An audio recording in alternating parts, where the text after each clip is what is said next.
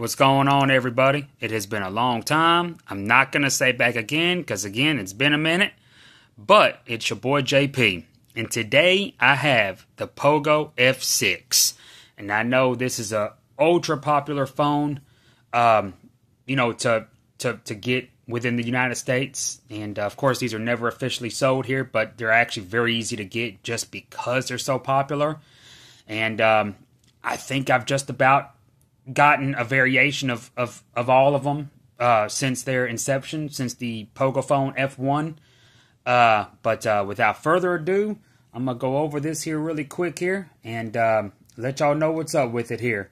Again, sorry for the hiatus, sorry for the absence. All good, nothing bad. I can assure you of that. But I'm just I wanted to come back with a bang, and what better bang than to come with a again, an ultra popular imported phone. And of course, for those of you that don't know, this is basically the global Redmi Turbo 3. And yes, I actually for a very short while did have the Redmi Turbo 3, but of course I didn't do a video. I skipped out on a lot of videos here recently. But let me just say, the Poco F6 is it's much more than just a mirror, a global mirror version of the Redmi Turbo 3. Internally, that's exactly what it is. But Poco really outdid themselves with the optimization of this phone. Definitely the best Poco phone I have used in a long time, probably since the F3, if not going back further to the F2 Pro. But the F3 was also a really good phone. And this embodies a lot of the F3. If I'm not mistaken, the F3, I don't think it was the F4, but it was the F3, if I'm not mistaken, that had the Snapdragon 870 instead of the 888. If memory serves me right, that is. And this itself has the Snapdragon 8S Gen 3 instead of the 8 Gen 3. The Pro variant, as y'all probably know by the time of this video, has the 8 Gen 2, but it's not necessarily a downgrade. And the 8S Gen 3 isn't necessarily an upgrade. But in my opinion, excuse me, this time around, I do think that the non-Pro is the better variant. I was kind of going towards that last year with the F5 because it had the Snapdragon 7 Plus Gen 2 versus the previous, at the time last year, the previous year's Snapdragon 8 Gen 1. I don't remember if it was the 8 Plus Gen 1 or just the standard 8 Gen 1. But the 7S, or the 7 Plus Gen 2 was pretty potent, despite not officially, being considered, part of the Snapdragon 8 series flagship. And the 8S Gen 3 here with the Poco F6, I think really hits home. The problems I had with the 7 Plus Gen 2 Poco F5 last year was the fact that it wasn't really, acclimated, so to speak, for the US band frequencies. And of course, they don't have to be. They're not made for the US market. But of course, switching over to the F5 Pro as I did, being that it had the Snapdragon 8 Gen 1, it did work better here as far as the frequencies and whatnot. But I really wanted the F5 to be the better of the two, or at least in my opinion be the better of the two. I wanted it that way just because it truly was the underdog. Because, in a lot of tests, the 7 Plus Gen 2, not only bested the 888, but it also, in a lot of ways, bested the standard 8 Gen 1, especially in efficiency, and also with heat, because that was, as we all know, the 8 Gen 1 was manufactured by Samsung, unlike the 8 Plus Gen 1, and it had a lot of thermal throttling issues, which of course the 888 series did as well. But nonetheless, it just, the F5, the standard model, didn't work well with any of the frequencies here in the U.S., which was odd because even though none of them have ever really been made for the U.S. market, that was the first one I encountered in a long time, not just from Pogo, but from Xiaomi as a whole, that just didn't work well. It just, you know, this right here, I don't know, if the I mean, it kind of depends how you look at it. The 8S Gen 3 is based more on the 8 Gen 3 in certain aspects and based more on the 8 Gen 2 and even the 8 Gen 1 in certain aspects as far as the GPU goes. But of course, the main core is more based on the standard 8 Gen 3 with the Cortex X4 Prime. And of course, the GPU is kind of in between that of the 8 Gen 1 and the 8 Gen 2. Being the Adreno 735 versus the 740. But it is closer, in my opinion, to the 740 than the 730. Because you also have the Snapdragon 7S, I keep doing that. The 7 Plus Gen 3, not Gen 2, but the 7 Plus Gen 3, which is just a slower 8S Gen 3. It has the Adreno 732 versus the 735, and that would be the one I would obviously consider closer to the 730 Adreno found in the Snapdragon 8 Gen 1 series. So I really think that the 8S Gen 3 takes the best of the 8 Gen 2 and the 8 Gen 3, and it's really the flagship killing processor, and it further makes the Poco F6, not the Pro, the flagship killer. It is definitely super impressive. I'm more impressed out of this than I was with the OnePlus 12R, and I was very impressed with that phone a few months back. But without further ado, let me go over some more specifications here instead of rambling. I'm just very impressed with this phone. It's what they call a crystal res Super AMOLED, or just an AMOLED panel, I should say. It's a 120 Hz HDR 10 Plus Dolby Vision.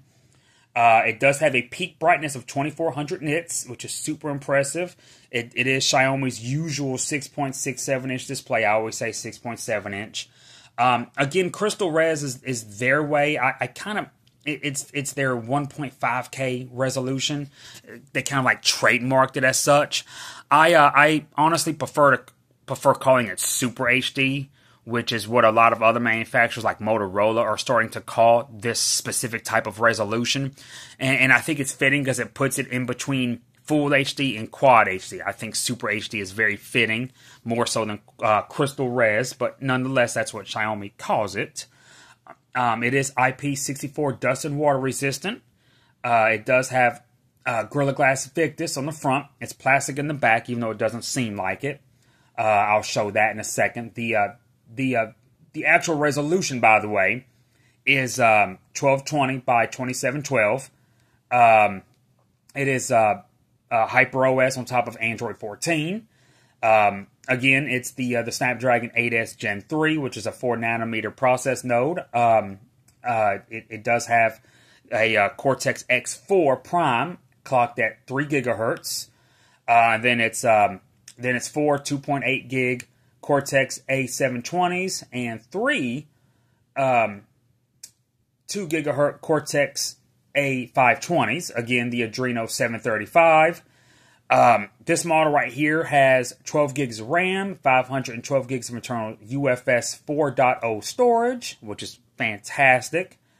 Those of you who remember the fiasco with the OnePlus 12R that only had UFS 3.1 instead of the advertised 4.0. It does have the main camera. It's dual. It's 50 megapixels. Fantastic camera, by the way. I will say. This is the green color. They call it something else. They call it Verde. It's kind of bluish in the camera there, but it has that really gorgeous textured look there, like that gradient look. It is semi-matte. It has a semi-matte feeling to it. It does feel really good in the hand. It's very squarish. And I love the design of it, honestly. I do prefer it over the Pro. But of course, design is subjective. The Pro does have a nice design itself. It is also based on an older phone, though slightly older by a few months. The the Pro is based on the Redmi K70. Not the K70 Pro, but the K70. If it was based on the K70 Pro, it would have the 8 Gen 3 instead of the 8 Gen 2. But let me not confuse y'all any more than I probably already have, because we're talking about the 8S Gen 3 powered model here, the non-Pro F6. That is a 50 megapixel wide with a 1.6 aperture, and then an 8 megapixel ultra wide. It is capable of a 4K at 30 and 60 frames per sec, which is awesome. And the selfie back in the front is a 20 megapixel. I have the in-display fingerprint sensor off, but it does work extremely fast. It does have face unlock as well. But that's a 20 megapixel with a f2.2 wide 2.2 aperture, and it's a wide 20 megapixel. I forgot to mention that there. It is HDR. It only does video at 1080p at 30 or 60 frames per sec. No 4K, unfortunately. But no big deal, I think, anyways. Well, some it is, actually. But it does have stereo speakers. No 3.5mm headphone jack. It does have Wi-Fi, AB, GN, AC, Wi-Fi 6, Bluetooth 5.4. It does have NFC. It does have your infrared port that people love from Xiaomi. It unfortunately is only Type-C 2.0. It's not 3.1, so there's no display port capabilities here, unfortunately. And I really hate that they don't include that. I could care less, honestly, about the headphone jack, but I would really like to see these with the 3.1 USB, the display port capability. Unfortunately, it doesn't have that. That's that's something that I honestly like to see. It does have a 90-watt wired charging, and of course that's in the box right there, with your USB Type-C cable there. And it is a 5,000 milliamp battery. And yeah, that's all. That's really pretty much the gist of it there. I don't think I've missed anything in particular. Fantastic running phone. I have really been enjoying my time with it there. It does come with a black TPU case there. I really wish it was clear to really kind of show off the Verde color. Those of you that know me knows that I love clear TPUs there. I really like to show off the aesthetics of the phones. I don't mind them being cheap, honestly. I just wish it was clear instead of black, but it does get the job done nonetheless. And yeah, really great phone. I'm sorry, y'all can't talk straight. Let me kind of give y'all a little look over it right quick here. Design here. Yeah. Sorry for the smudges there. When the screen's on, you can't see it. It's not as bad. But again, the in-display fingerprint sensor, I know I'm not showing it off here. It does work really well. It does have face unlock again. The screen is just outright gorgeous. Yeah, y'all. I don't want to. I think I've already rambled on enough at the beginning. Going from this Snapdragon to that Snapdragon, this Pogo to that Pogo, and Xiaomi and Redmi, etc. Just kind of got excited there for a moment there. But yeah, I hope y'all have enjoyed this video. I've really enjoyed bringing it to y'all. Hopefully I am back and back more consistently. I do have tons of other phones that I want to do videos on. So y'all stay tuned. Maybe some smartwatches in there too. And yeah, I will see you on the next one. Peace out.